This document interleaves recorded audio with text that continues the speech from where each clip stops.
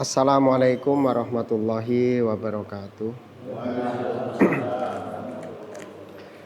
Bismillahirrahmanirrahim. Alhamdulillahi rabbil alamin. Wabihi nasta'inu ala umurid dunya waddin. Wassalatu wassalamu ala sayyidina Muhammadin wa ala alihi wa sahbihi ajmain. Rabbi syrah li sadri wa yassir li amri wahlul 'uqdatam min lisani yafqahu qawli.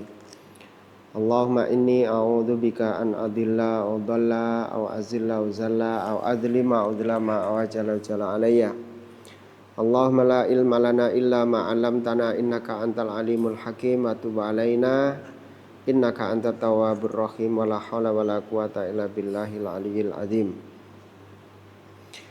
Alhamdulillahilladzi hadana li hadza wa ma kunna linahtadiya laula an hadanallah. Baik. Alhamdulillah. Ikhwani sekalian, kita bisa ketemu kembali dalam rangka untuk mengkaji kitab yang luar biasa bagus ini yang ditulis oleh Al-Ustadz Muhammad Husain Abdullah. Mudah-mudahan Allah Subhanahu wa taala senantiasa memberikan kepada beliau pahala yang terus mengalir kepada guru-guru beliau dan kepada kedua orang tua beliau. Serta demikian juga mudah-mudahan Allah Subhanahu wa taala memberikan kemanfaatan bagi kita dari ilmu yang beliau tuliskan di dalam kitabnya ini. Baik, kita mulai dari awal ya, karena kita sudah hampir berapa ini, 4 bulan ya. 4 bulan lewat dari awal kemarin, kita lupa sampai mana gitu. Makanya kita ulangi aja dari awal. Bismillahirrahmanirrahim. Muqaddimah. Jadi pengantar ya. Pengantar dari kitab ini.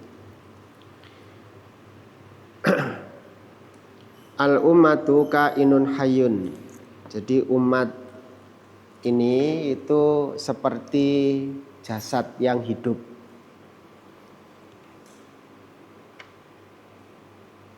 Tulidu wa tanamu.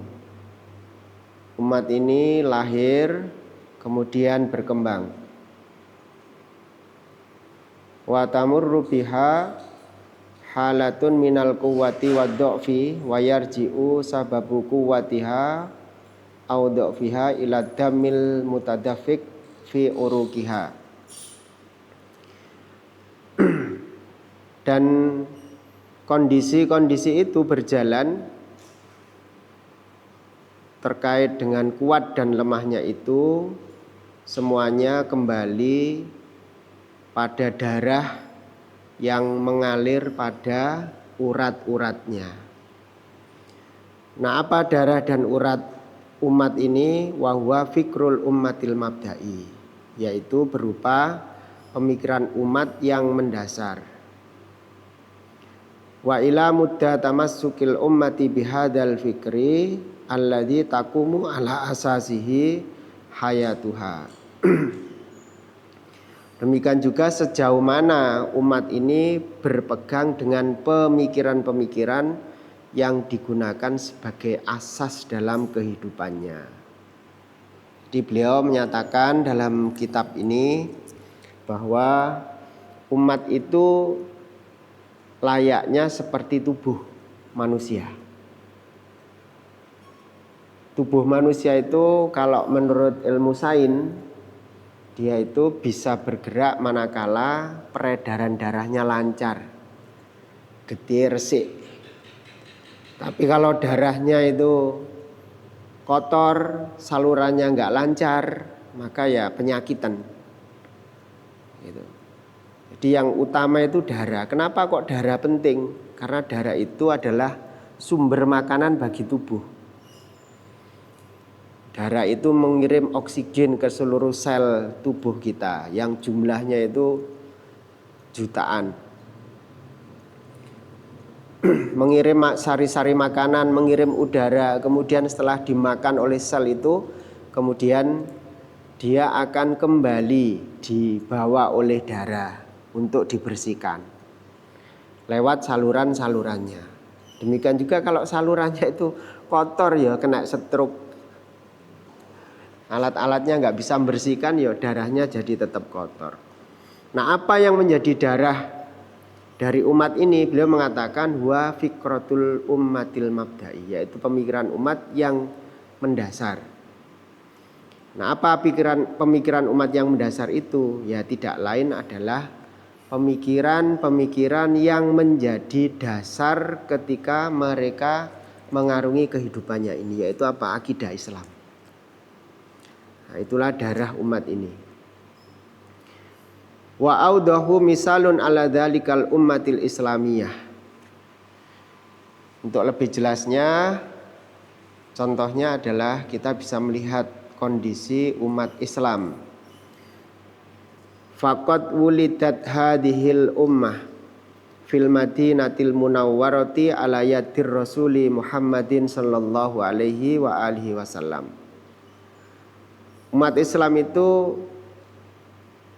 lahir di Madinah Al-Munawwarah. Melalui siapa? Melalui tangan Rasulullah Muhammad sallallahu alaihi wasallam, yaitu ketika beliau berhijrah dari Makkah ke Madinah. Nah, ketika hijrah itulah umat Islam itu sejarahnya mulai ditulis. Shahihatut takwin, ya, lahir dengan pembentukan yang sangat baik. Matinatul bunyan, kemudian bangunannya cukup kuat. Summa namat wa tara'at, kemudian berkembang yang meningkat terus menerus. Fabalagot asyadduha fi ahdi muassasiha, kemudian terus meningkat semakin kuat pada masa beliau sebagai pendirinya. Wa ahdil khulafa'ir rasyidin, demikian juga pada masa khulafa, yaitu para khalifah setelah beliau yang mendapatkan petunjuk. Al-arba'a min ba'dihi, yaitu khalifah yang 4. Abu Bakar As-Siddiq, Umar bin Khattab, Utsman bin Affan, Ali bin Abi Thalib radhiyallahu anhum.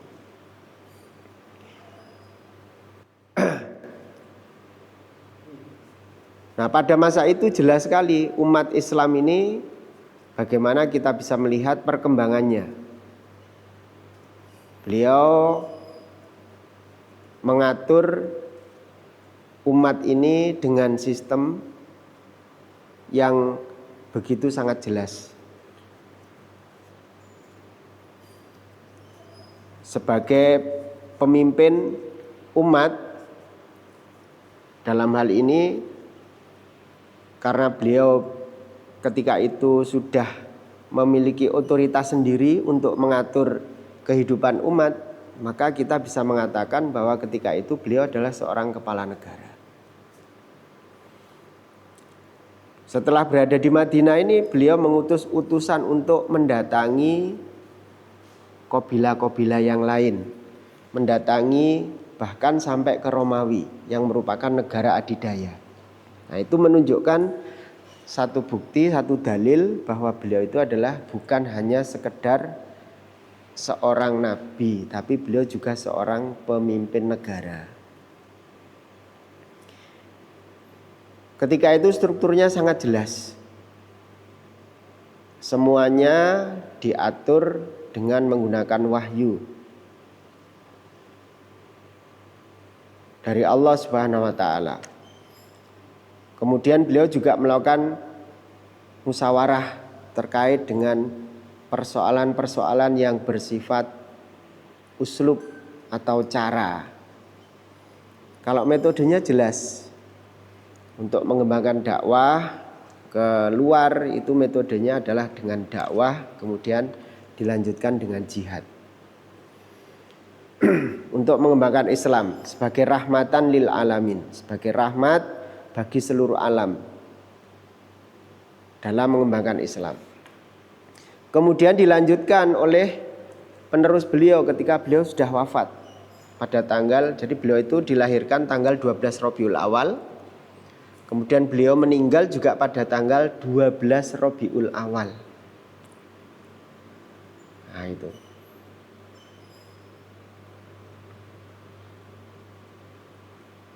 Jadi ini lahir Senin, meninggal beliau juga Senin ya. Senin apa? Ya Senin.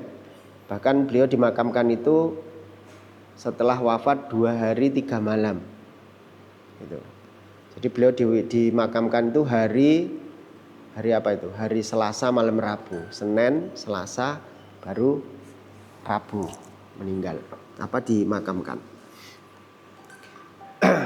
Nah, setelah beliau itu dilanjutkan dengan para khulafa, yang para khalifah inilah yang memimpin setelah beliau wafat. Jadi sebutannya itu setelah beliau wafat itu dinamakan dengan khalifah, yang berarti pengganti. Makanya Abu Bakar As-Siddiq radhiyallahu an disebut khalifatun Nabi, di pengganti Nabi. Setelah Khalifah Abu Bakar meninggal diganti dengan Umar, maka penyebutannya adalah khalifatin Nabi. Setelah itu diganti oleh Utsman, disebutkan lagi khalifatin Nabi. Jadi kakean khalifah akhirnya kebanyakan. Akhirnya ada yang menyebut untuk Umar bin Khattab itu disebut sebagai Amirul Mukminin. Nah, sebutan itu pada masa Umar. Nah, mereka ini adalah orang-orang yang istimewa, orang-orang yang mendapatkan jaminan masuk surga dan sebaik-baik masa. Gitu. Sebagaimana yang disebutkan dalam hadis Nabi, khairukum qarni. Itu kata Rasulullah. Sebaik-baik kalian umat Islam itu adalah qarni, masaku, kata Nabi. Masa ketika Nabi hidup, yaitu masa beliau dan para sahabat. Summal ladzi yalunakum. Nah, kemudian orang-orang summal ladzina yalunahum. Maaf. Nah, kemudian orang-orang setelah mereka. Summal ladzi yalunahum. Kemudian diteruskan lagi orang-orang setelah mereka. Itu. Nah, makanya ini mereka ini luar biasa. Dalam dalam diri mereka itu disebutkan as-sabiqun ya, was-sabiqun as-sabiqun. Ulaikal muqarrabun. Itu kalau dalam surat Al-Waqiah disebutkan itu mereka seperti itu. Sebaik-baik umat gitu. Yang jumlahnya itu ya sedikit sekali. Dan mereka itulah yang memang benar-benar menjadi wali Allah dalam segala urusan. Jadi kita bisa melihat bagaimana pada masa mereka itu Islam ini kemurniannya benar-benar terjaga. Summa sholaba auduha. Kemudian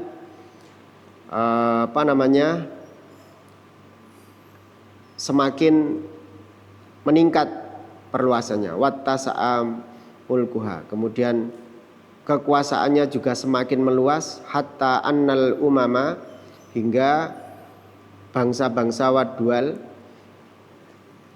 sarat tanzuru ilaha nadratal ummatil lati la tughlab. Jadi ketika Islam itu sudah semakin meluas, kekuasaannya seperti itu, maka yang ada di dalam benak mereka itu kemudian menganggap bahwa umat Islam ini adalah umat yang nggak bisa dikalahkan. Bagaimana tidak itu ya? Karena mereka itu pandangannya itu jelas, arahnya adalah hanya mencari keridhaan Allah Subhanahu wa taala saja. Jadi dunia itu mereka pandang kecil karena mereka memahami dari apa yang disebutkan di dalam Al-Quran itu bahwa akhirat itu lebih baik daripada dunia. Mereka memahami bahwa apa yang disampaikan oleh Rasulullah SAW, la aisha illa aisyal akhirah, tidak ada kehidupan kecuali kehidupan akhirat. Jadi mereka memandang bahwa dunia itu kecil gitu. Makanya Imam Ibnu Taimiyah itu pernah mengatakan, qimatu kulli mri'in ma yatlubu, nilai seseorang itu bisa dilihat dari apa yang dia cari. Jadi qimatu kulli mri'in ma yatlubu, nilai seseorang itu bisa dilihat dari apa yang dia cari. Kalau kita itu mencari sesuatu itu hanya mencari dunia, ya nilainya orang itu ya sebatas dunia. Kalau nilai seseorang itu hanya sebatas mencari uang, maka ya nilai seseorang itu ya sebatas pada uang itu saja gitu. Nah, tapi kalau nilai seorang itu semata-mata karena mencari keridhaan Allah, maka dia akan mendapatkan kemuliaan itu. Gitu. Karena dalam Quran disebutkan izzah itu, kemuliaan itu lillah wali rasul walil mu'minin. Jadi kemuliaan itu hanya milik Allah, milik Rasul dan milik orang-orang yang beriman. Makanya tidak heran ya, generasi-generasi setelah generasi sahabat itu ada seperti Imam Nawawi rahimahullah ta'ala, itu kita bisa melihat beliau usianya hanya 41 tahun, tapi karyanya itu luar biasa. Kalau diukur itu mulai dari lahir sampai usia 40 tahun itu, kalau dilihat dari karyanya itu ketoknya gak nutut gitu. Gak nutut gitu. Karena karyanya lebih banyak daripada umurnya. Beliau ini ulama yang zuhud. Jadi gak mikir pekerjaan. Semua keperluan makannya itu dipenuhi oleh bapaknya. Tapi luar biasa, beliau ini orang yang zuhud sampai badannya itu kurus. Beda karo kula nggih, wetenge ini jembling. Kakean mangan. Sehari itu beliau mengajar 12 pelajaran yang dikaji. Itu sehari. Zaman dulu loh, bukan zaman sekarang loh. Kita bisa bayangkan ini. Bagaimana dulu juga Ibnu Abbas misalnya. Ibnu Abbas radhiyallahu an. Beliau ini adalah Abdullah bin Abbas yang didoakan oleh Nabi, Allahumma faqihhu fiddin wa alimhu ta'wil. Jadi seorang ahli tafsir Quran. Tapi dalam hal belajar beliau itu luar biasa. Pernah satu ketika diriwayatkan tuh beliau belajar kepada Zaid bin Sabit. Karena takut terlambat, beliau itu tidur di depan pintunya rumahnya Zaid bin Sabit. Hanya karena takut apa? Terlambat. Tidur di depan pintunya rumah gurunya. Padahal kita tahu Abdullah bin Abbas ini adalah orang yang kayak begitu. Tapi dalam hal tawadhu, dalam hal menuntut ilmu seperti itu. Beliau juga melaksanakan qiyamul lail maupun sholat duha itu dalam kondisi apapun. Artinya sholat sunnah itu kan biasa dilakukan kalau kita mukim toh. Tapi Ibnu Abbas ini tidak. Beliau ketika bepergian itu tetap melaksanakan qiyamul lail dan tetap melaksanakan sholat duha. Nah, itu semangatnya seperti itu. Belum lagi kita lihat setelah itu para muhaddis seperti Imam Ahmad bin Hambal. Bagaimana beliau sholat malam. Jadi sholat malam beliau itu sebelum beliau itu dipukuli itu, ya kira-kira semalam itu bisa sholat 200 rakaat. Sampeyan bayangkan. Jadi saat cerita seperti ini itu ya hanya menyemangati kula dhewe nggih. Sewengi paling ya kuwate mek 2 rakaat, kadang ya witir sitok-tok.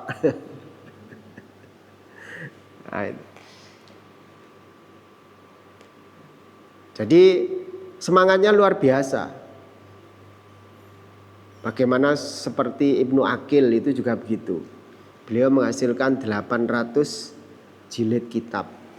Nah, kalau Saya itu paling ya hanya bikin tulisan like kon ngisi tok. Itu pun ya kadang 3 bulan sekali baru dapat tulisan satu.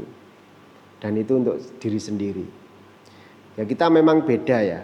Kita memang beda. Karena memang kondisinya sudah seperti ini.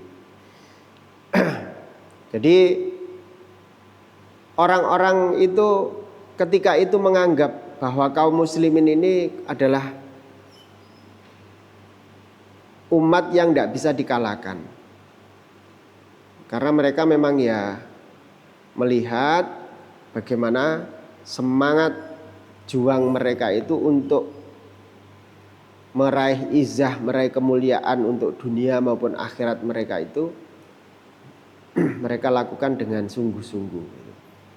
Pembelaannya terhadap Islam.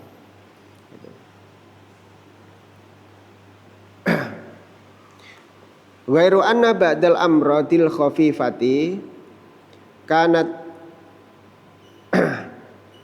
tantabu hadil ummati bisa babin bu'diha an ba'di fikriha. Hanya saja umat ini juga pernah mengalami sakit yang ringan gitu ya. Sakit yang ringan yang menyebabkan umat ini ya mengalami sedikit goncangan. Kenapa bisa begitu ya? Karena umat ini menjauhkan pemikiran Islam tadi itu dari kehidupannya. Jadi melenceng, umat ini mulai memikirkan dunia. Ya kita bisa melihat ya bagaimana perkembangan Islam itu dulu ketika setelah masa sahabat Ar-Rasyidun ya mendapatkan petunjuk itu. Kita bisa melihat kekhilafahan dari Abbasiyah itu atau dari Umayyah dulu, kemudian Abbasiyah, baru setelah itu Utsmaniyah, itu mengalami pasang surut seperti itu. Dan terakhir pada masa Utsmani itu juga begitu, karena umat ini sudah melalaikan yang menjadi landasannya untuk menjadi kuat itu, yaitu meninggalkan bahasa Arab dan meninggalkan yang menjadi kekuatan Islam itu sendiri. Lebih mementingkan kekuatan fisik, ekonominya, kemudian militernya, kemudian perundang-undangannya yang mengikuti perundang-undangan yang berasal dari Barat gitu ya. Termasuk adanya fatwa-fatwa dari ulama ya yang membolehkan pengambilan sebagian dari hukum-hukum sipil yang berasal dari Barat. Nah, ini semakin memperlemah kondisi umat itu. Nah, tetapi sebelum-sebelumnya itu ketika umat ini mengalami kemunduran hal yang seperti itu segera menyadari gitu ya, bahwa ini semuanya itu harus dikembalikan kepada kesadaran akan pentingnya akidah Islam. Li'anna kanat tudaraku haqiqatan tilkal amradil aridah. Umat bisa kembali itu disebabkan karena mereka mulai menyadari hakikat dari penyebab sakitnya itu apa gitu. Wa tadrukul ilaji linnaji ilaha, dan mereka kemudian menyadari solusi yang harus ditempuh untuk bisa bangkit itu apa gitu. Yaitu apa? Kembali kepada fikrah al-islami. Fikrah al-islamiyah, yaitu pemikiran Islamnya tadi itu. Walbal sama syafi minha, sehingga bisa mendapatkan obat untuk mengobatinya. Wahwa fikruha al-islami. Apa obatnya itu? Yaitu pemikiran Islam. Wa mabda'uhas samawi alladzi bihi sammat wa nahadat, yaitu kembali kepada ideologi yang berasal dari langit yang dengannya itu bisa tumbuh dan bangkit kembali. Tarji'u ilaihi wa tastambitu minhu ma hiya bihajatin ilaihi. Dengan merujuk kepadanya akan lahir apa yang dibutuhkan olehnya. limu'alajati masakiliha, untuk menyelesaikan segala persoalan-persoalannya, wali ilaji do'fiha, serta untuk menyelesaikan setiap kelemahan-kelemahannya. Nah, umat Islam sekarang itu juga begitu. Kalau misalnya pengen menjadi umat seperti dulu, kuntum khaira ummatin ukhrijat linnas, ya, ingin seperti yang disebutkan dalam Al-Quran itu, kalian adalah umat yang terbaik yang diciptakan untuk segenap umat manusia itu, maka ya mau tidak mau harus kembali kepada pemikiran-pemikiran Islam. Nah, dalam kitab ini disebutkan apa yang dimaksud pemikiran-pemikiran Islam itu. Nah, pemikiran Islam itu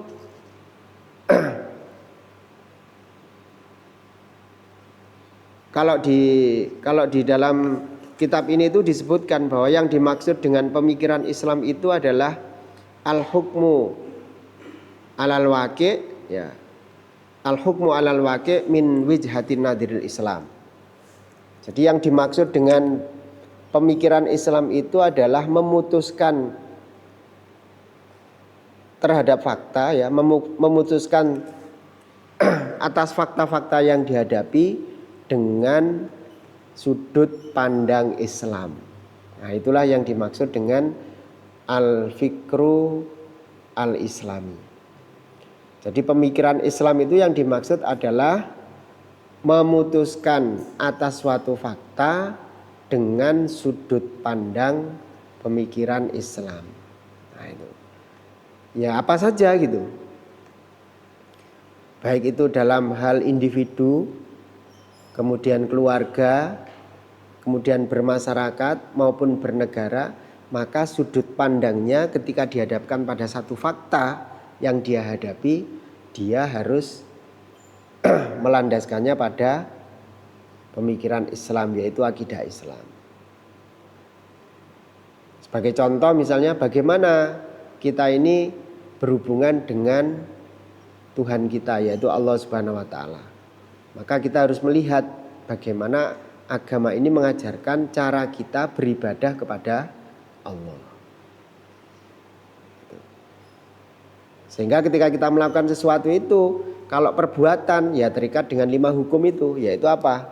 Wajib, sunnah, kemudian haram, makruh, dan mubah. Di al-aslu fil af'al at-taqayyudu bi ahkami syar'i. Itu kaidahnya begitu. Jadi al-aslu fil af'al at-taqayyud bi hukmin syar'in. Hukum asal perbuatan hamba itu terikat dengan hukum syara'. Yaitu apa hukum syara' itu? Ya, kalau enggak wajib, sunnah. Kalau enggak sunnah, haram. Kalau enggak haram, makruh. Kalau enggak makruh, ya mubah. Sehingga ketika kita dihadapkan pada fakta yang kita hadapi, maka kita, kalau itu perbuatan, maka harus mengacu pada 5 hukum tadi itu. Misal, kita mau melakukan satu perbuatan. Apa perbuatan fakta yang kita hadapi? Harus pakai baju misalnya. Bagaimana cara kita pakai baju? Apakah pakai baju itu wajib hukumnya, atau sunnah, haram, makruh, atau mubah gitu. Nah, kalau kita tidak pakai baju sama sekali, maka menutup aurat itu hukumnya wajib. Jadi menutup aurat itu hukumnya wajib. Nah, kemudian setelah kita menutup aurat, bagaimana kita memilih modelnya? Nah, berarti kita kan dihadapkan fakta model baju. Sholat Jumat misalnya, boleh enggak kita pakai baju seperti ini? Atau sebagai khotib misalnya, boleh enggak kita pakai baju levis yang jaket tebel gitu, celana ya celana levis misalnya. Nah, kalau kita berbicara tentang fakta seperti itu, maka kembalikan kepada hukum syara' yang 5 tadi. Nah, senyapang itu nutup aurat berarti kan boleh-boleh saja selama tidak ada yang mengharamkan. Nah, berkaitan dengan apa? Dengan fakta benda misalnya. Bagaimana hukum benda? Nah, kaidah syara' mengatakan al aslu fil asya alibah. Hukum asal satu benda itu adalah boleh atau halal. Malam yarid dalilu tahrimuha, selama tidak ada dalil yang menunjukkan akan keharamannya. Itu hukum asal benda. Makanya kalau kita melihat misalnya benda ini hukumnya tahu, ini apa hukumnya gitu. Ya kita lihat ada nggak dalil yang mengharamkan tentang tahu. Kalau nggak ada ya berarti boleh hukum asalnya gitu. Terus makan darah ular boleh nggak gitu. Nah, kita tahu darah itu hukumnya haram, apalagi darah ular. Ular itu binatang buas, nah, termasuk diharamkan, maka kita tidak akan melakukan itu. Nah, itu solusinya bagi umat ini. Nah, sekarang itu kalau misalnya kita melihat fakta realitas kehidupan kita di tengah-tengah masyarakat, itu kan saat ini tidak lagi mengacu kepada pemikiran-pemikiran Islam, yaitu mengacu pada akidah Islam. Tidak mengacu pada hukum-hukum Islam. Tetapi umat sekarang itu mengacu pada apa? Pada asas manfaat. Yang penting bermanfaat, maka hukumnya boleh. Kenapa bisa begitu? Karena saat ini kita itu diliputi oleh pemahaman-pemahaman atau akidah yang bersifat sekuleristik, ya, serba boleh atau bebas. Nah, senyampang di situ bermanfaat, tidak mengganggu yang lain, maka boleh. Maka istilah seperti orang melakukan zina itu kalau suka sama suka ya boleh saja. Gak jadi masalah, suka sama suka. Kenapa kok dilarang-larang? Engkau nggak ada yang dirugikan gitu kan, kalau suka sama suka. Atau perzinahan yang dijual belikan, sing lanang tuku, sing wedok ngedol. Nah, itu kan juga nggak masalah, kan juga sama-sama suka. Padahal kalau dalam Islam kan jelas tidak boleh. Nah, itu berarti apa? Sudut pandang yang digunakan untuk menyelesaikan fakta itu bukan berdasarkan pada akidah Islam yang memerintahkan untuk terikat dengan hukum syariah, tetapi hanya berdasarkan kemanfaatan. Nah, itu umat Islam sekarang itu hitungannya begitu, manfaat. Jadi bukan lagi mengacu pada apakah ini dibolehkan atau tidak menurut syariat. Jadi keimanan kepada kitabullah, keimanan kepada Rasulullah, bahkan keimanan, ada lagi pembagian catatan. Setelah dibagi catatan, ditimbang catatannya. Setelah ditimbang catatannya, dan itu lama sekali waktunya. Jadi masih banyak waktu yang kita lalui. Itu kalau misalnya kita sadar bagaimana Islam itu mengajarkan kita bahwa kehidupan setelah di dunia ini masih ada lagi kehidupan yang lain. Makanya kalau misalnya umat ini pengen kembali menjadi umat yang terbaik seperti dulu, ya maka mau tidak mau arah sudut pandang yang dijadikan itu harus mengacu kepada sudut pandang Islam, bukan yang lain. Nah, itu yang menyebabkan umat ini kembali bangkit lagi itu, yaitu karena mereka menyadari bahwa umat ini harus bangkit kembali dengan apa? Dengan akidah Islam. Gitu. Inna fikratal Islam al-mabda'i damuha wa hayatuha. Jadi pemikiran umat yang bersifat ideologis ini, yang merupakan darah dan kehidupannya itu, wa madama hadadam yatadafik haron wanakian fi urukiha, selama darah yang ada pada tubuh umat ini itu mengalir dengan lancar dan masih hangat, maka umat ini akan terus berjalan dengan sehat. wa bukti kholayan jismiha madamat al ummatu kuwatan.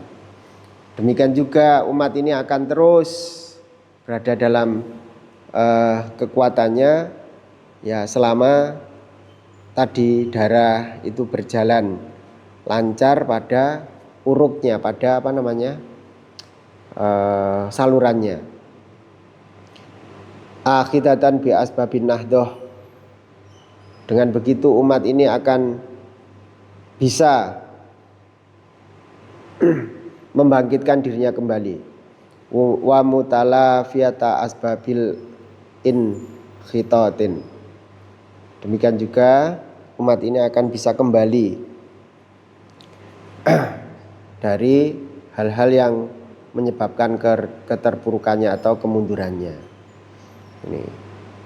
Makanya bagi kita ini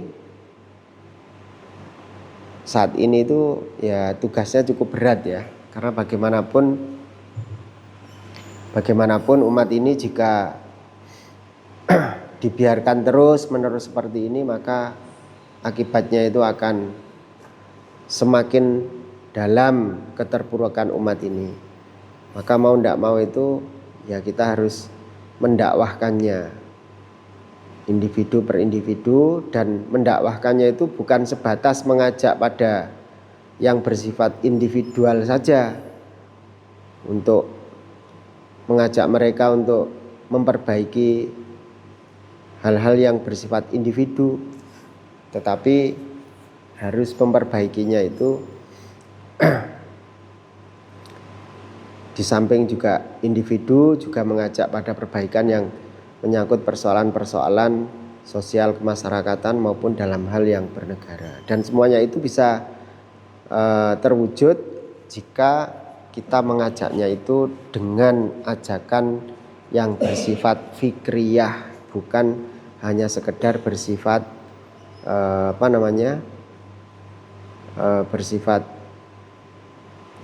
yang menggunakan perasaan ya, suur, tapi harus bersifat fikriyah yang membangkitkan taraf berpikir. Innal fikra al-islamiyah qad asabat qudratahu wajidaratahu fi tanzimi hayatil basar. Fikrah Islam ini itu telah menunjukkan kemampuannya serta telah menunjukkan kepawaiannya dalam mengatur kehidupan umat manusia. Itu seperti yang disebutkan tadi, mulai pada masa Rasulullah sampai masa Turki Utsmani runtuh, itu kita bisa melihat bagaimana peradaban itu dibangun. Umat manusia mengalami kecemerlangan, umat manusia mengalami kehidupan yang luar biasa hebatnya. Mereka beribadah kepada Allah semata-mata, baik untuk urusan duniawianya maupun untuk urusan akhiratnya. Fattasa'a li ihtiyajatil hayati wa mustajadatiha fi jami'il usuri, dan terus meluas ya perkembangannya, memenuhi kehidupan dengan perkembangan baru fi jami'il usur, pada setiap masa, wa fi jami'il buldan, dan pada setiap negeri, allati adluhal Islam, yang menjadi naungan Islam, bisultani, dengan kekuasaannya. Di negara-negara yang berada dalam naungan kekuasaan Islam, bisa kita lihat sampai sekarang bagaimana kondisi negara-negara mereka. Peradabannya sampai sekarang pun masih kelihatan. Bahkan kalau misalnya kita membaca ya literatur ilmiah yang sekarang itu beredar, itu yang mendasari adalah para ilmuwan muslim. Nah, Ya, kita bisa melihat bagaimana para ilmuwan atau tokoh-tokoh Barat ya yang banyak memuji kekhilafahan Islam ketika mereka hidup di dalam masa kejayaannya.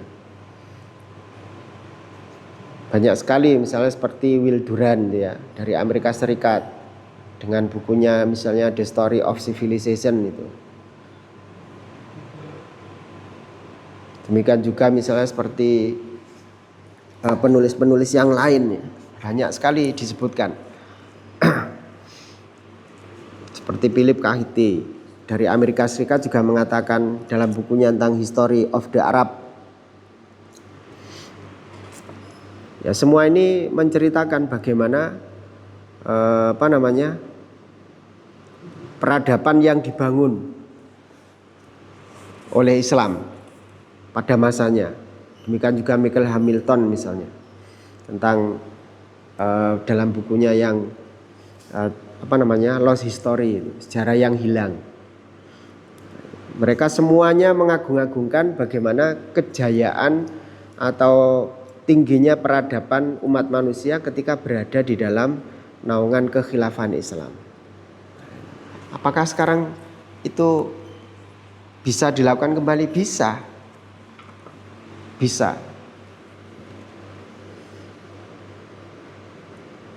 Selama memenuhi syarat. Apa syaratnya? Ya kembali kepada Islam. Karena memang Islam itu kalau diterapkan ya akan memanusiakan manusia. Karena memang Islam itu diturunkan untuk menjaga umat manusia ini menjadi hamba-hamba Allah, bukan menjadi hamba-hamba selain Allah. Bagaimana Islam menjaga darah? Ya, sekarang kan bingung pembunuhan, ya caranya ngatasi. Semakin lama semakin banyak, penjaranya semakin kebek. Bagaimana Islam menjaga harta? Ya. Itu ada. Bagaimana Islam menjaga kehormatan? Raleng rasani, nggak boleh menuduh orang sembarangan dengan tuduhan zina. Bagaimana Islam menjaga keturunan? Semuanya itu kan mulia. Nah, dengan itu semua maka umat ini akan mendapatkan kemuliaan. Karena bagaimanapun manusia itu punya hajat, dan hajat-hajat manusia itu diatur dengan aturan-aturan yang memuliakan manusia. Bukan seperti sekarang yang semuanya hanya terbatas pada kemanfaatan. Selama bermanfaat seperti yang tadi disebutkan ya oke-oke saja gitu. Tapi realitasnya tidak melihat efeknya gitu. Ya. Suka sama suka jadi, akhirnya punya anak gak jelas, iki bapak isopo, akhirnya pisah, yang lain cari pasangan yang baru lagi, akhirnya punya anak lagi, tahu-tahu sudah beberapa tahun kuliah, sama-sama kuliah di Malang, akhirnya saling suka, ternyata saudaranya, gak jelas gitu. Dan itu sekarang banyak terjadi gitu. Banyak terjadi. Itu dari sisi keturunan. Nah, Islam itu mengatur tentang itu. Diharamkannya mendekati zina. Belum lagi persoalan ekonomi yang melilit umat sekarang itu. Wah, luar biasa. Jadi kita bisa melihat bagaimana negara-negara, tempat-tempat, bangsa-bangsa yang dulu pernah berada dalam naungan Islam. Bagaimana mereka dalam belajar, bagaimana mereka memuliakan ilmu, bagaimana mereka menjaga tulisan-tulisan, adabnya. Nah, sekarang aja umat Islam tuh ngaji pakai surat Yasin itu kalau selesai itu dilempar. Ya, sekalipun itu Yasin bukan Quran, tapi di situ kan ada tulisan penghargaannya terhadap buku itu tidak ada. Beda dengan yang disebutkan dalam taklim, buku itu kalau membawa ya begini atau ditaruh di kepala. Karena apa? Ya karena buku itu adalah sumber ilmu, dimuliakan. Bagaimana lagi dengan guru? Bukunya aja seperti itu. Pemuliaan mereka dengan guru gimana? Beda dengan sekarang. Kalau sekarang guru itu menghamba pada murid, itu aturannya. Nah, jadi susah. Wa hadhihi haqiqatun tashhadulaha al-hadaratul islamiyatu al-mumasilatu lil uyan. Inilah kenyataan yang Anda bisa melihat bagaimana hadarah Islam itu menjadi permisalan bagi orang-orang yang bisa melihat. Jadi bagaimana kondisi yang dihasilkan oleh Islam. Seperti yang saya sebutkan tadi, kita bisa melihat bagaimana hasil dari peradaban Islam. Wasaqafatul islamiyatul lati mala'at kutubaha khazainal alam ila yaumina hadza. Demikian juga bagaimana sakofah, ilmu-ilmu yang didasari oleh akidah Islam yang memenuhi kitab-kitabnya di lemari-lemari di seluruh penjuru dunia pada hari ini. Kita bisa melihat dasar ilmu kedokteran itu dari Islam. Dasar-dasar matematika, bahkan pemilik Facebook itu ya, itu bangga dengan tokoh muslim. Bahkan mengatakan ya kalau tidak ada yang menemukan bilangan nolnya, tentu sampai saat ini komputer itu tidak ketemu.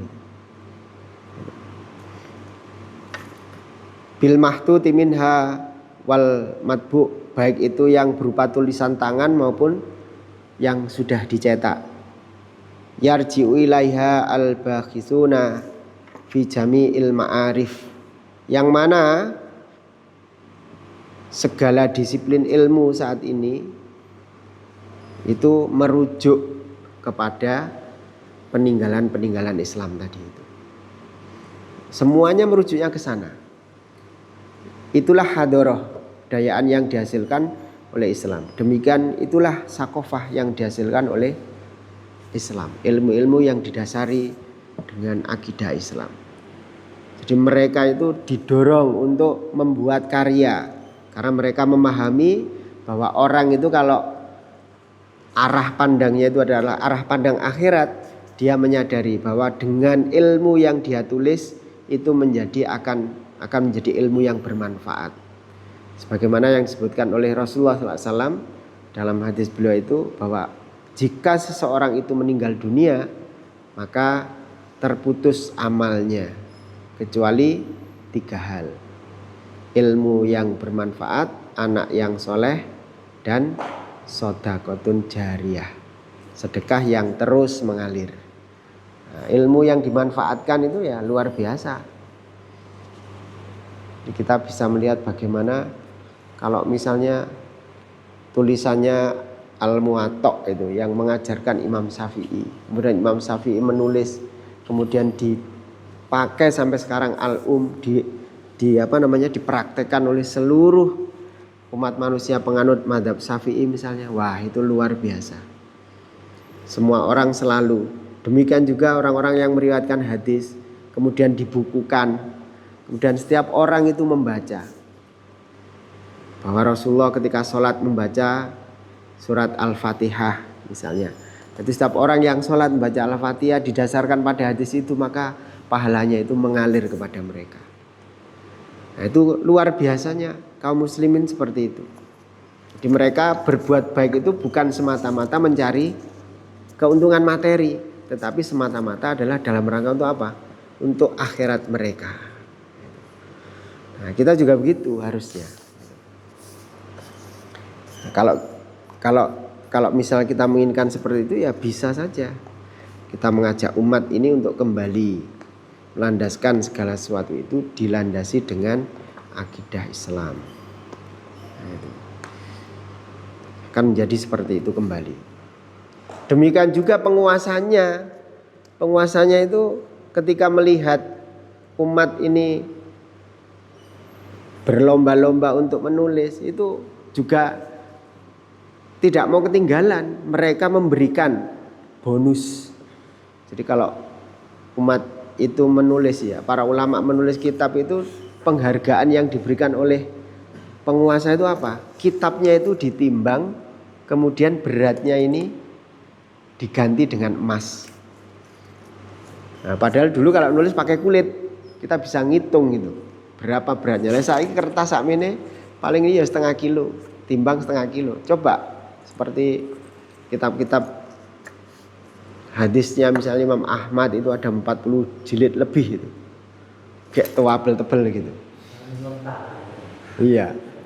Pakai daun, pakai pelepah, pakai apa lagi? Pakai kulit binatang itu yang sudah ditipiskan itu.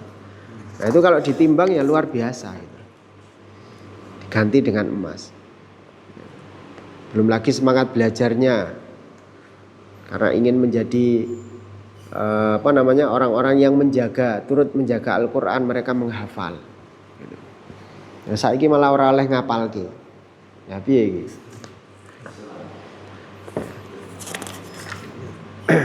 Makanya dalam Anas bin Malik itu Malik bin Anas itu pernah mengatakannya, la yasluhu amru hadil ummah illa bima saluha bihi awwaluha. Jadi kalau misalnya kita itu ingin mengembalikan umat ini seperti dulu, maka tidak ada yang bisa dilakukan kecuali harus mengikuti bagaimana mereka dulu menjadi orang-orang yang baik, jadi generasi yang baik. Yaitu apa? Ya meniru apa yang dilakukan oleh para sahabat, mengikuti Rasul sallallahu alaihi wasallam, dan hanya menjadikan arah pandang akhirat sebagai arah pandangnya. Ila annal ummata al-islamiyata baliyat bi ulama'i amilu ala ta'til tafkiri fil ummati. Nah, hanya saja umat Islam itu pernah mengalami cobaan atau ujian ya dengan ulama-ulama yang mana mereka itu mengabaikan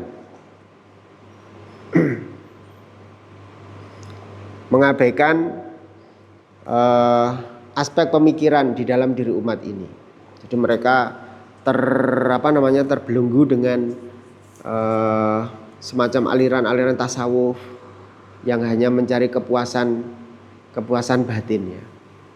Yaitu kita bisa melihat bagaimana pada masanya orang yang suka menyendiri, pergi ke pergi ke gunung-gunung, istilahnya apa sing orang pergi menyendiri itu. Ya seperti topo itu apa jenenge? Uzlah meninggalkan urusan duniawi. Sehingga pada masa itu banyak sekali beredar hadis-hadis yang mengajak orang untuk turun dari uzlah. Tapi jumlahnya jumlah hadis-hadis yang ditulis itu banyak palsu. Hubul waton minal iman. Cinta tanah air itu sebagian daripada iman ya, karena mereka tidak mau ngurusi urusan duniawi. Akhirnya mereka banyak mengurusi diri sendiri, uzlah, mengasingkan diri karena takut dengan fitnah dunia. Pada masa Imam Ghazali itu juga begitu, banyak sekali. Sehingga umat Islam itu mulai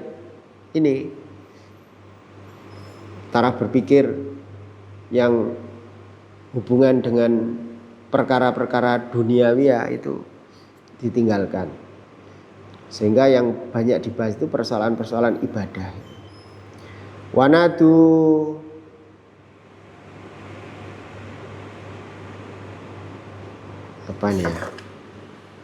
biakfalin babil istihad ya, mereka menyerukan ditutupnya pintu-pintu istihad ya, itu karena apa ya, semua hal sudah dibahas kata mereka. Jadi kita ini karena melihat umat ini semakin turun kualitas pemikirannya, akhirnya mengatakan sudah nggak ada yang bisa beristihad lagi nih gitu. Sampai muncul seruan bahwa pintu ijtihad itu sudah ditutup karena semua persoalan ini sudah dianggap selesai, dan ketika itu orang-orang itu yang ada itu bukan menghasilkan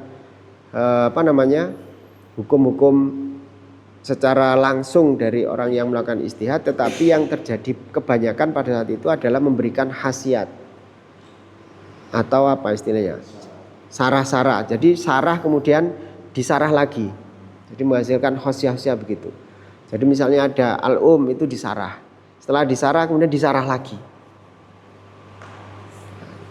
Jadi munculnya seperti itu. Akhirnya Imam Qofal ya itu memutuskan dari kalangan Syafi'iyah itu mengatakan bahwa pintu ijtihad ini sudah ditutup. Ya karena kemunduran umat ini dalam hal melakukan ijtihad. Padahal sebenarnya ijtihad itu tidak pernah ditutup gitu. Selama memiliki kemampuan. Gitu. Adifu ila dzalika fasli taqatil arabiyah anit taqatil Islam. Yaitu yang menyedihkan lagi, hal itu disebabkan karena adanya pemisahan potensi bahasa Arab dengan potensi Islam. Jadi kalau kita berbicara tentang bahasa Arab itu kan dengan Islam tidak bisa dipisah gitu. Nah ini bahasa Arab itu sudah mulai ditinggalkan, terutama pada akhir-akhir pemerintahan Turki Utsmani itu. Asarun ala daulatil Islamiyah, yang itu memberikan pengaruh atas daulah Islam, wa kana min ahamil asbab, dan itu merupakan sebab yang paling penting allati addat ila dha'ifiha ya, yang kemudian itu memunculkan atau menjadi sebab munculnya kelemahan umat ini. Yang kemudian diteruskan ila sukutiha, diteruskan pada runtuhnya daulah Islam pada tahun 1924. Ba'dal harbil alamiyah al-ula. Nah, itu adalah ujian yang paling besar dari umat ini. Jadi kita ini sekarang adalah umat yang tidak tahu bagaimana kehidupan Islam itu diterapkan dalam semua aspek. Makanya kita ini berharap la iso ya khilafah segera muncul lagi gitu. Biar tahu rasanya hidup, dan biar tahu rasanya setiap perbuatan yang kita lakukan itu berpahala. Jadi kalau dalam masa kekhilafan itu semua yang dilakukan oleh orang mukmin itu berpahala. Numpak sepeda motor itu ganjaran. Mentaati rambu-rambu lalu lintas itu dapat pahala. Kenapa kok dapat pahala? Karena mentaati aturan yang dibuat oleh imam. Dalam Quran kan sebutkan atiullah wa atiur rasul wa ulil amri minkum. Ulil amri di antara kalian. Man ata'ani faqad ata Allah. Man ata'a amiri faqad ata'ani. Itu kata Rasulullah. Siapa yang mentaati pemimpinnya maka berarti dia taat pada aku. Waman ata'ani faqad ata Allah. Siapa yang taat pada aku berarti dia taat kepada Allah. Kalau kita taat kepada Allah berarti apa? Yuk ganjaran kan gitu. Nah, kalau sekarang itu kan kita melakukan itu hanya karena kita menghormati kesepakatan dalam bermasyarakat. Nah, tapi katanya ulama itu ya diniati ae ibadah itu. Nah, lek niati lali ya. Nah, jadi kalau kita sekarang itu hidup tanpa dengan sistem yang Islami itu ya repot, nanti bisa masuk mati dalam kondisi dosa besar itu. Nah, tapi kalau hidup dalam sistem Islami itu sadar atau tidak sadar itu ya terbebas dari dosa besar. Salah satunya adalah mengangkat seorang pemimpin untuk taat. Sampai jam itu Ustaz, sampai jam 09.00. Nah, ya. Kita lanjutkan sedikit aja. Wa ba'duha harasu adaul Islam. Nah, setelah runtuh itu berusahalah musuh-musuh Islam itu ala an la ta'uda, agar tidak kembali hadhi daulati ila khizil wujudi maratan ukhra. Jadi setelah keruntuhan institusi Daulah Khilafah Utsmani tadi itu, musuh-musuh Islam itu terus berusaha untuk menjaga agar negara ini tidak kembali lagi di tengah-tengah umat ini pada kesempatan yang lain. Faghazawul alamil islami, mereka menyerang dunia Islam bijuyushihim wa amwalihim, dengan menggunakan tentara-tentara mereka maupun dengan harta benda mereka. Dengan tentara mereka ya seperti sekarang di Timur Tengah ditanam Israel biar menjadi penyakit yang menyebabkan orang-orang Arab itu tidak tenang gitu. Jadi memang Yahudi Israel itu dipasang dalam rangka untuk apa? Biar orang Arab itu gonjang-ganjing gitu. Mikir keamanan mereka itu, biar gak tenang hidupnya gitu. Terus bi amwalihim, dengan harta-harta mereka itu juga, dengan harta mereka itu memberikan beasiswa kepada anak-anak orang Islam untuk belajar ke tempat-tempat mereka, supaya apa? Pemikirannya bisa teracuni, terutama anak-anak yang pinter gitu. Disekolahkan di sana dengan pemikiran-pemikiran Islam, tapi yang ngajar bukan orang Islam. Banyak itu akhirnya dikirim kembali ke Indonesia, dibuat menjadi tokoh-tokoh yang berpengaruh, diberi modal, diberi gaji dengan gaji yang cukup besar. Summa bisaqafatihim allati min sya'niha anta ba'da al muslimina an fikrihim. Kemudian dengan sakofah yang mereka miliki, yang mereka peroleh, itu semakin menjauhkan kaum muslimin dari pemikiran-pemikiran mereka, wa an dinihim, dari agama mereka, wa tasawahu tuqau fikratihi. Ya, terus mencerai-beraikan pemikiran mereka, wa wuduhi tariqatihi, serta mencerai-beraikan atau mengaburkan kejelasan metode mereka, metode Islam ya, metode Islam. Jadi itulah yang dilakukan oleh musuh-musuh Islam setelah daulah itu runtuh.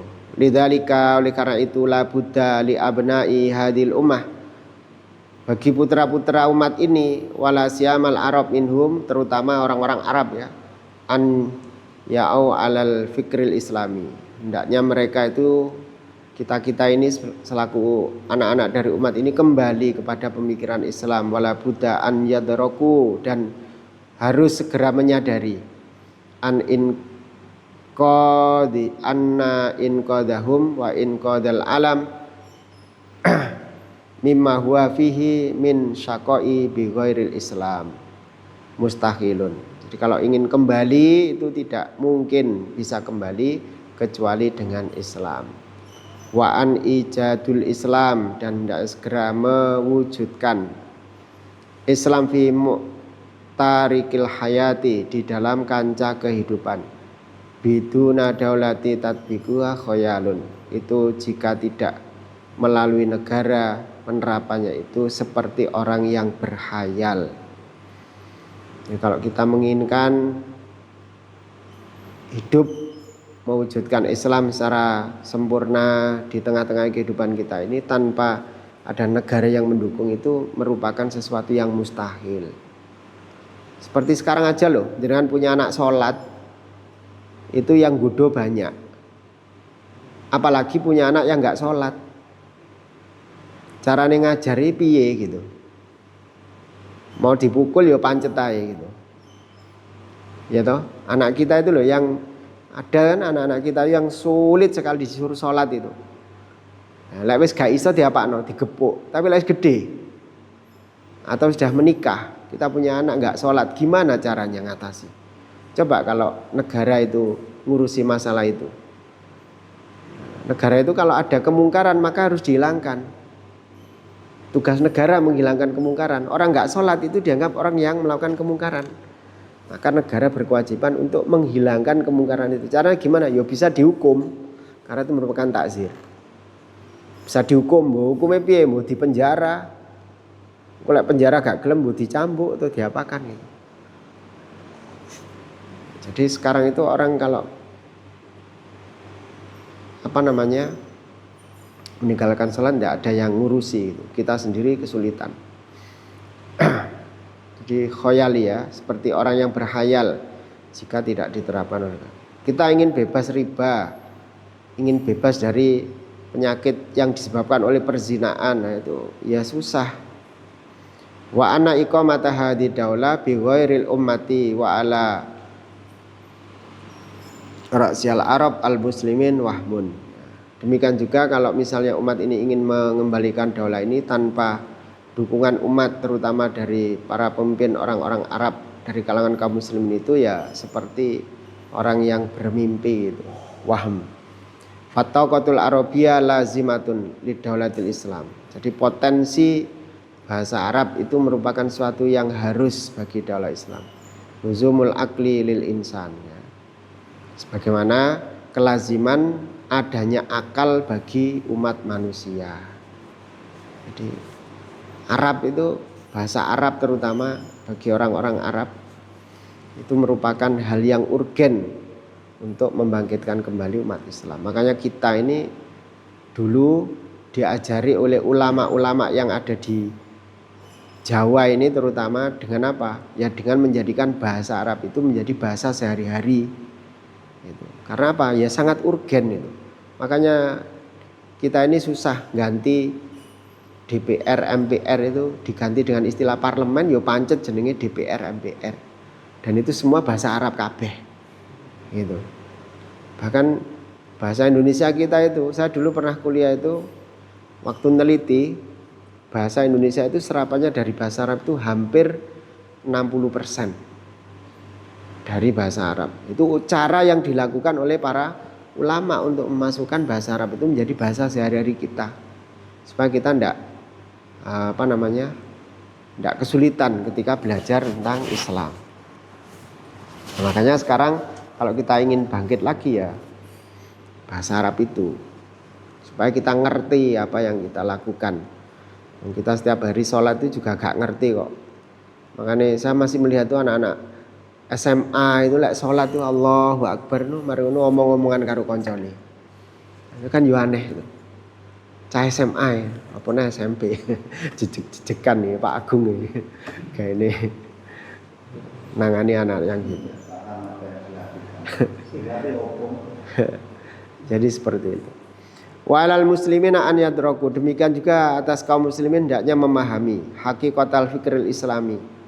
Jadi pentingnya pemikiran Islam ini idrokan wadihan, dengan kesadaran yang jelas, muhaddadan yang rinci, khalian minas syawaib allati tasahafihi a'da'u. Dan itu merupakan hal yang khayali ya. Merupakan hal yang khayal dari su'ub-su'ub ini, kesulitan-kesulitan ini allati tasahafihi al-a'da'uhu, yang dimunculkan oleh musuh-musuh Islam. Jadi rasa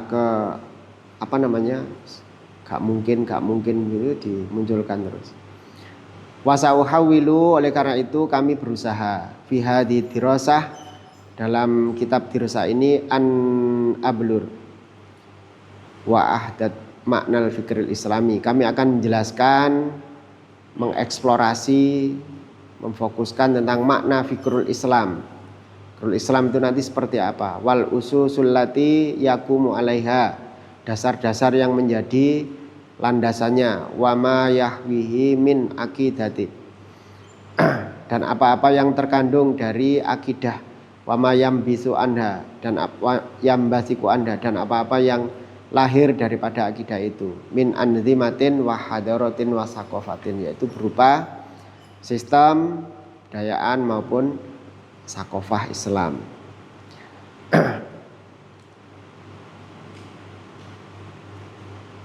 Wa min haqqil fikril islami alaina an la naqulu illa ma na'lamu annahul haq.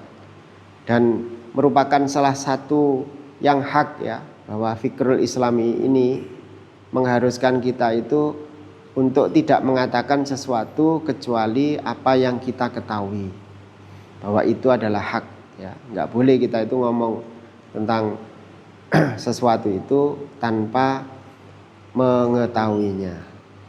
Wa illa in tabaqa alaina qaulu ta'ala. Jika tidak, maka kita akan terkena firman Allah Subhanahu wa taala. Wa taquluna bi afwahikum, dan kalian mengatakan dengan mulut-mulut kalian ma laisa lakum bihi ilmun, apa-apa yang kalian tidak punya pengetahuan tentang itu. Wa tahsabunahu hayyinan wa huwa indallahi azimun. Dan kalian mengira bahwa itu adalah perkara yang remeh-remeh, akan tetapi di sisi Allah itu adalah besar. Sekarang itu banyak ya dari kalangan para ulama yang meremehkan tentang hukum-hukum Allah ini, mengatakan kita ini ya terpaksa tidak apa-apa, tidak melaksanakan salah satu syariat, kita boleh hanya mengambil sebagian dan meninggal sebagian. Nah, itu meremehkan, tidak boleh. Itu dianggap suatu yang ringan, yang remeh, padahal itu di sisi Allah sangat besar. Itu meninggalkan satu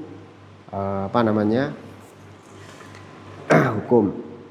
Wa min haqqihi alaina, dan merupakan sebagian dari haknya atas kita annal tazimu watan watataqayyad bihi, yaitu senantiasa kita ini terikat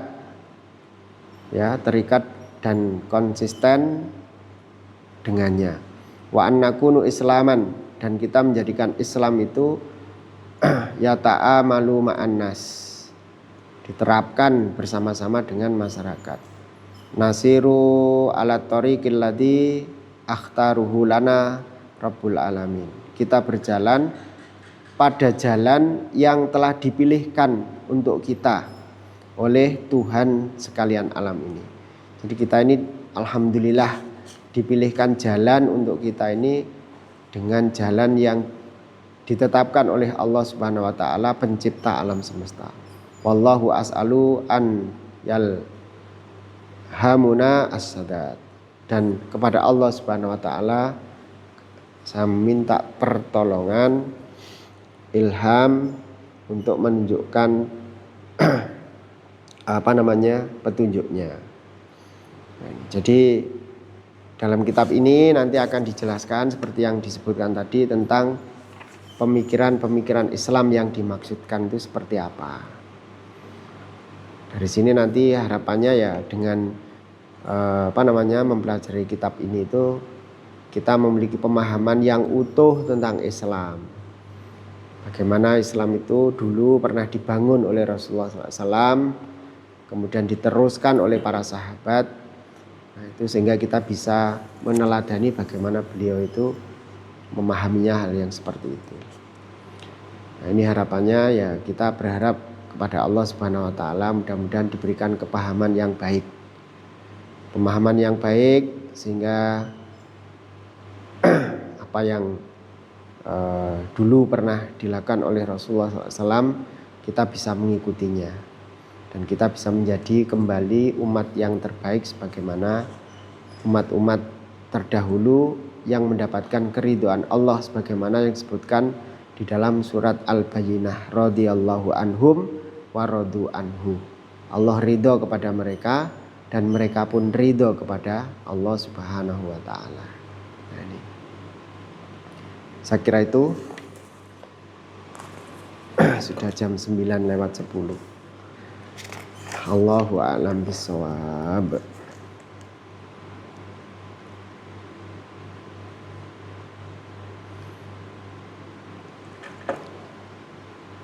Gimana ini, sudah apa ditutup? Apa ada pertanyaan dulu? Saya kira cukup ya, karena sudah Malam. Oh, nggih, ini ada pertanyaan. Monggo.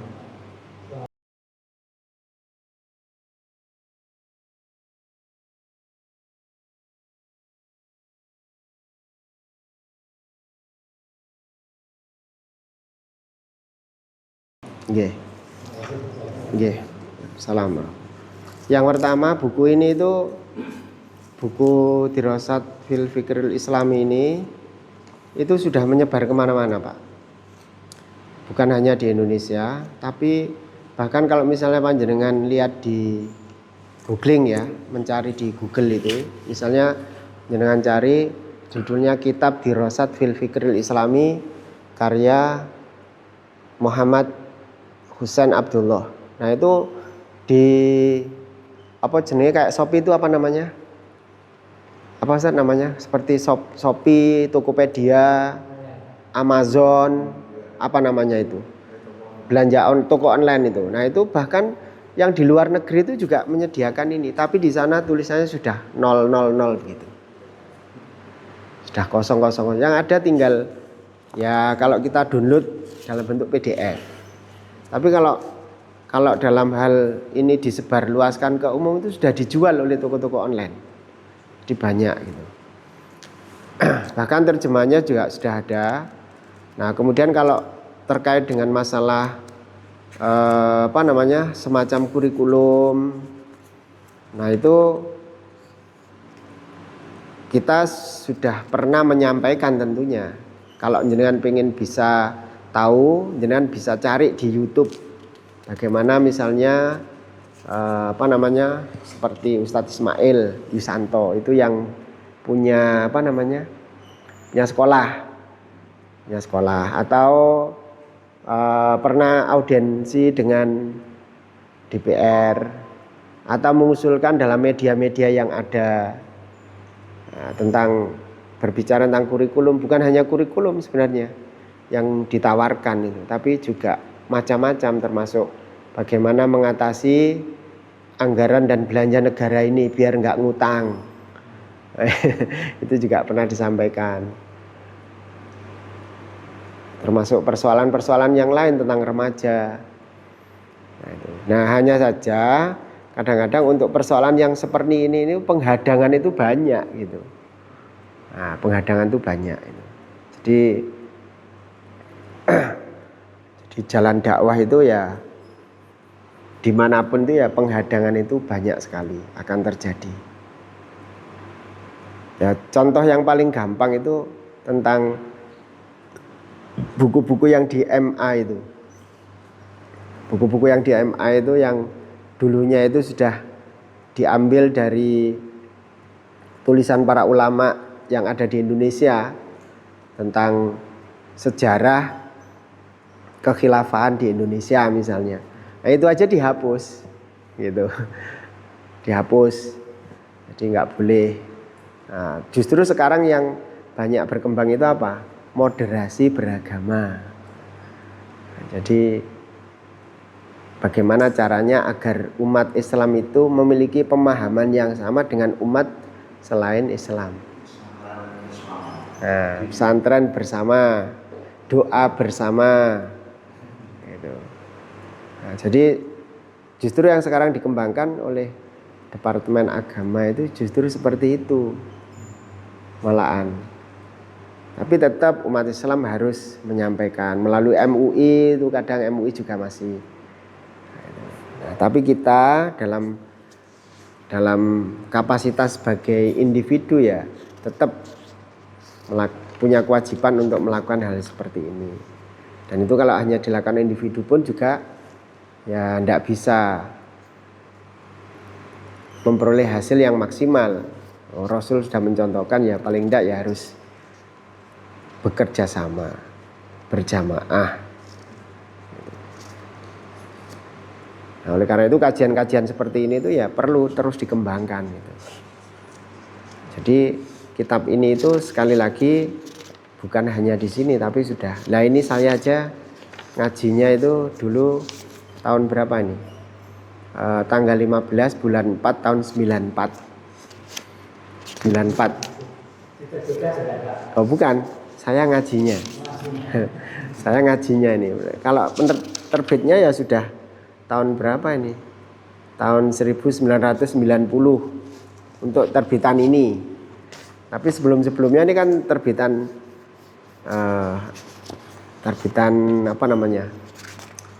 Edisi cetakan keberapa gitu.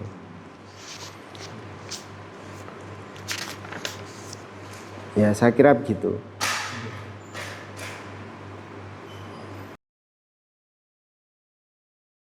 Ya. Jadi dakwah yang dilakukan oleh Rasul itu kan memang dakwah yang bersifat fikriyah. Itu bisa dibuktikan dengan imbal balik yang dilakukan oleh orang-orang kafir Quraisy ketika itu. Ketika Rasul menyampaikan itu kan mereka langsung mikir. Gitu. Mereka langsung berpikir. Sehingga mereka langsung memberikan respon terhadap apa yang disampaikan oleh Rasul. Nah, makanya Rasulullah SAW itu diajarkan oleh Al-Quran ud'u bil hikmati wal mau'idotil hasanah itu kan. Jadi ajaklah mereka itu dengan cara yang dengan apa namanya? Ud'u ila sabili bil hikmah wal mau'idotil hasanah ya. Jadi ajaklah mereka itu dengan hikmah. Dengan hikmah itu dengan apa? Ya dengan sesuatu yang bisa memberikan atau membuka jalan pikiran mereka sehingga mereka memperoleh sesuatu yang yang disampaikan tadi itu. Gitu. Dengan argumentasi itu dengan hikmah. Dengan argumentasi. Kenapa Anda kok tidak boleh nyembah patung? Karena patung itu tidak bisa memberikan manfaat apapun kepada Anda. Nah itu. Makanya tidak boleh menyembah patung, tapi disuruh menyembah Allah. Patung-patungmu itu tidak bisa menyelamatkan kamu dari siksa Allah. Nah, akhirnya mereka apa? Ya mikir, oh iya, patungnya tibane kur ngene tok. Nah gitu. Justru aku sing rumah tak dusi, tak kei. Nah gitu. Nah itu disuruh untuk bil hikmah. Dengan apa? Bil hikmah itu ya bidalil, dengan argumen, dengan dalil, dengan bukti. Wal mau'idotil hasanah, dan memberikan nasihat-nasihat yang baik. Gitu. Sekalipun begitu enggak, dari sisi kemanusiaan beliau enggak berlaku menyinggung tentang kemanusiaannya, tentang pribadi-pribadinya. Tapi yang disinggung apanya? Ya tentang penyembahan-penyembahannya tadi itu, ide-idenya gitu.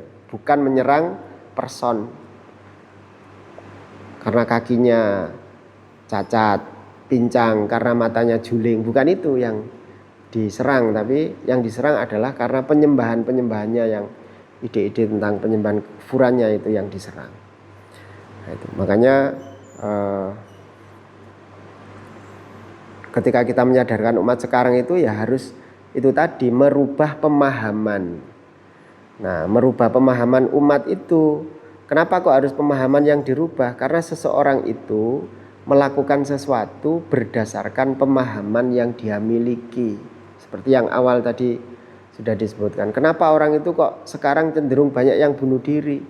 Karena dia beranggapan bahwa setelah mati itu selesai.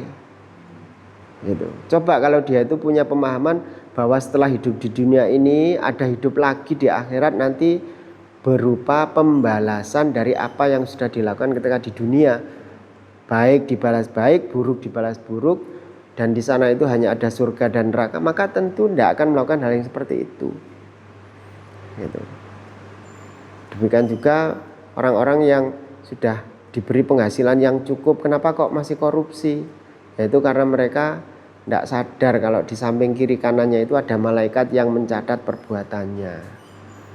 Gitu. Nah, makanya perlu disadarkan. Nah, penyadaran yang bisa membekas itu caranya gimana? Ya pembelajaran, penyadaran yang bersifat fikriyan. Atau kalau dalam bahasa kitab itu namanya talakian fikriyan. Penyampaian yang bersifat pemikiran. Nah, seperti kita nyuruh anak kita itu loh, kenapa kok harus sholat gitu. Nah, kalau hanya disuruh tok digepuk tok ya engko balik mana gitu. Karena pemikirannya belum sadar. Kenapa kita harus sholat? Itu harus disadarkan. Nah, makanya segala sesuatu itu kalau misalnya ingin merubahnya maka harus merubah pemahamannya. Orang itu agar bisa memiliki pemahaman ya harus diajak berdialog yang melibatkan proses berpikir. Nah, itu memang berat gitu. Makanya kajian-kajian yang isinya itu menyangkut persoalan pemikiran ya wis wegah. Teko wegah itu. Ngomong negara ya wegah. Ngomong kerusakan masyarakat males. Saiki piye Pak aku ajarono caraku salat sing bener. Lah iku biasane luwih akeh sing teko. Atau ketawa ketiwi. Ya itu juga begitu. Baik, saya kira itu nggih. Insyaallah mudah-mudahan ya apa yang kita pelajari ini bisa memberikan faedah dan manfaat bagi kita fid dini wad dunya hatta ilal akhirah. Allahumma amin. Wal afu minkum. Allahu a'lam bishawab. Subhanakallahumma wa bihamdika asyhadu an la ilaha illa anta astaghfiruka wa atubu ilaik. Assalamualaikum warahmatullahi wabarakatuh.